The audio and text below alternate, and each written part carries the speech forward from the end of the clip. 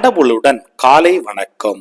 புனித யோவான் எழுதிய நற்செய்தி 21 அதிகாரம் 20 முதல் 25 வரை உள்ள இறைவார்த்தைகள். அக்காலத்தில் பேதுரு திரும்பி பார்த்தபோது இயேசுவின் அன்பு சீடரும் பின்தொடர்கிறார் என்று கண்டார். இவரே இரவு உணவின் போது இயேசுவின் அருகில் அவர் மார்பு பக்கமாய் சாய்ந்து கொண்டு, ஆண்டவரே, உம்மை காட்டிக் கொடுப்பவன் எவன் என்று கேட்டார். அவரை கண்ட பேதுரு இயேசுவிடம், ஆண்டவரே, இவருக்கு என்ன ஆகும் என்று கேட்டார். இயேசு அவரிடம், நான் வரும் வரை இவன் இருக்க வேண்டும் என நான் விரும்பினால் உனக்கு என்ன? நீ என்னை பின்தொடர்ந்து வா என்றார்.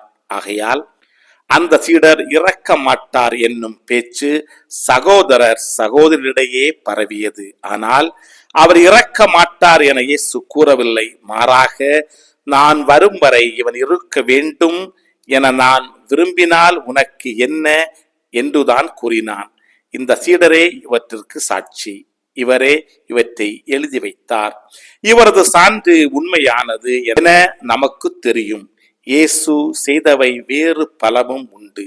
அவற்றை ஒவ்வொன்றாக எழுதினால் எழுதப்படும் நூல்களை உலகமே கொள்ளாது என கருதுகிறேன். கிறிஸ்துவின் நற்செய்தி.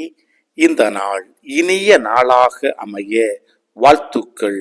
பல பல புதுமைகள், பெருமைகள், இனிமைகள் இறங்கிய நல்ல நாள், ஒரு நல்ல நாள், நம் தேவன் தந்த நாள். இது நல்ல நாள், ஒரு நல்ல நாள், நம் தேவன் தந்த நாள்.